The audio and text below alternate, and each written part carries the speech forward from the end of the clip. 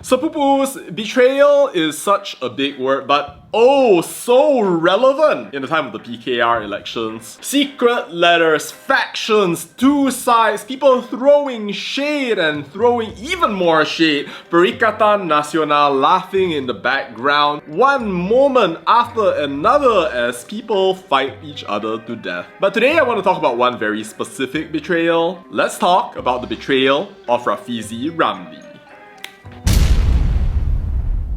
Right now, Rafizi Ramli is going on a rampage. He is going out to different places. Oh, these people revealed a letter. Oh, maybe our vote was staged. We're not true to our values. President needs this and that and this and that, as the entire world seems to explode. If you were to look back at the past couple of months, you would think to yourself that the man is out of control. Not appearing for the special parliamentary session on the US tariffs, threatening to resign as Minister of Economy if he loses the PKR deputy presidency, casually going on prima donna mode, or so it would seem, as the entire opposition casually watches, casually laughs, makes podcasts as they cite his "Oh, kau tikam aku, lepas tu kau minta damai ah?" line over and over again. Wow. And so you might ask, what is this? Is this merajuk? Is it sabotage? What went wrong with him? Why is he creating drama for PKR in the middle of the election cycle, playing a dangerous game of brinkmanship and threatening the party, threatening Malaysia just because his party doesn't like him? Why doesn't he just get on WhatsApp and talk to people? But well, small problem with that, because Rafizi Ramli is not on WhatsApp. He says it's for mental health reasons. At first glance, it seems a little strange. Anwar's number 2, ride or die, the data man, the policy man, the debater, his work used as a case study even for Cambridge University, one of the most respected ministers in the government, but he doesn't use WhatsApp? How does the country run like this? The only reason we know about this is because Kian Ming, or Dr. Ong, tried to get an invitation to the Yang Bakar Menteri podcast, only to realize that Rafizi had somehow blocked him. After some digging, he discovered from Rafizi, yes, I have long gone off-grid from instant messaging. I have long uninstalled WhatsApp. Better for mental health in my honest opinion. Not even a group family chat. Don't be disheartened if I don't reply. Even Anwar Ibrahim can't get a blue tick on WhatsApp because I am not on WhatsApp. Wow. And by now, you're probably sus. How does the Minister of Economy communicate with everybody like this? Why is it that one of Anwar's greatest allies throughout the Kajang Move Reformasi, one of the most intelligent and strategic thinkers in the entire country, is now living on a shoestring with his political career hanging by a thread? But then maybe that's why everything that's happening right now is happening. amongst some other reasons. The word betrayal is a noun. It's the nominalization of the word betray, and I left it that way because, well, who did the betraying and who got betrayed? You know, when I look at the PKR elections, I'm not so sure. But now let's consider an interesting angle. Normally, the deputy president, as the election director, is supposed to conduct the launch of an election. But then what happened was that the PKR launch event for the Sabah election was rushed, and they didn't ask Rafizi to actually do it, but instead they ended up bringing in Nurul Izzah and also Selangor Menteri Besar Amiruddin Shari, who by the way seems to be part of a new PKR dream team here. And then later, Rafizi ended up sending a letter explaining, alright, I'm not gonna launch this AMK event right here because you guys didn't follow the protocol before. You need to follow the protocol. And then that letter is leaked to the media, to everyone else, even though Rafizi had only sent it to 2 people, the party secretary general Fuzia and to the party president, and I wonder who that is. Cause depending on who you believe right here, it gives a pretty incriminating picture of the current PKR leadership. You know, I want to say that it all started with the divisional elections. Rafizi people losing while committee members end up going in, with over 60% of the vote bringing in the delegates into the election, but now a reality where the Damai faction is dominant. A whole bunch of people have come out supporting she whom the world regards as a Nipo baby, marshal their delegates and bring PKR closer towards being the Mama, Daddy and Nurul Izzah party of Malaysia. I really want to say that this is just a current election thing, but in the same way some people say it didn't start on October 7, I think we can say that a lot of this didn't start in this election cycle. Let's look at where all of this started going wrong. Remember 2023? I think the entire country was riding high. Anwar had just become the 10th Prime Minister of Malaysia and signed his way into the Prime Ministership, which by the way, I have got him to sign with this thing right here. The same way, by the way, I actually got Mahathir to sign this book.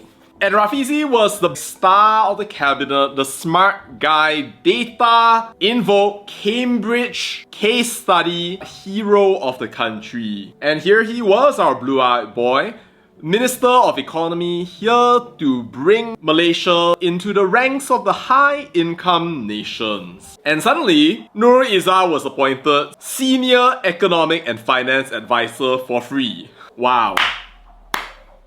That's funny. I wonder what Rafizi's role is. So why did Anwar need Nurul Izzah to actually go and advise him? She ended up leaving the role even though, somehow or another, she still ended up in a board that was chaired by Tan Sri Hassan Marikan. I don't know if that's still the case. But anyway, ouch, Rafizi. And you know, it's funny, isn't it? It's like, here we have the public face of the subsidy rationalization and Padu coming out being Raja formula, advertising that, oh, this pain is necessary for you, the rakyat, while the entire country bombards him left, right, front and center, and suddenly here you have Nurul Izzah come in, serving as the advisor to the Prime Minister. Fascinating. Cause is that how it's supposed to work? I don't know, PMX, you tell me. Can you imagine how Rafizi must have felt? Here you are, you fought for the best years of your life for the Reformasi with this one guy. You fought the battles, you did so much of the dirty work, became the data guy, managed 30 billion ringgit of petrochemical assets even as you dealt with a whole bunch of different things, ran your data company, predicted the elections correctly, and suddenly here you are, a qualified person, no doubt, somebody who happens to be the daughter of the Prime Minister,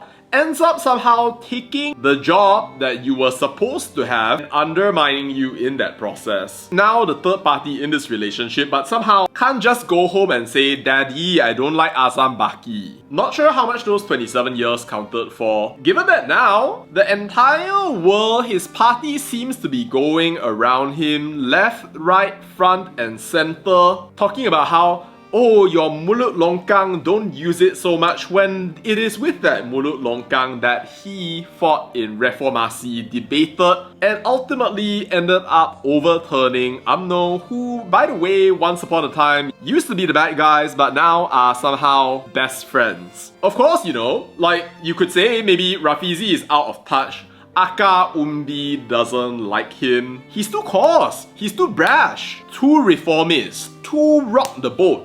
Better as opposition and fighting out there rather than actually serving as a minister. I mean, like, hey, like, I'm gonna break character here and say, come on lah. If you want to criticize Rafizi, then you can criticize him for his disastrous Padu implementation and also that AI Untuk Rakyat program, which apparently cost 85 million ringgit, is outdated, doesn't even talk about generative AI, and is basically completely useless for helping people get into industry. You could even talk about how Malaysia's economy and all of those useless people in past-led states are still migrating out to other states. If you really wanted to criticize him fairly, but seriously, you're doing it for this? But well, sepupus, you know, at this point I'm not even surprised at how he ended up getting a heart attack, why he doesn't want to get on WhatsApp, why he's in that situation of strain where somehow or another the challenges of work make him not even want to communicate with people. Cause if I were in that situation, I wonder like how I would react. My colleagues, my friends, all the people who used to be on my side or said they were on my side basically just dropping me like a hot potato, using me until it's a time when it's somehow no longer convenient, and then basically coming out, gaslighting me, and then saying, oh, you're not a team player. You know, from looking at all of this and all of the applicable evidence, I would say that, yeah, at least one person was betrayed here. But you know, at the end of all of this, YB Rafizi, thank you for doing the work that you've done so far, and hopefully we'll have the chance to continue doing, even though I don't think it's perfect by any means.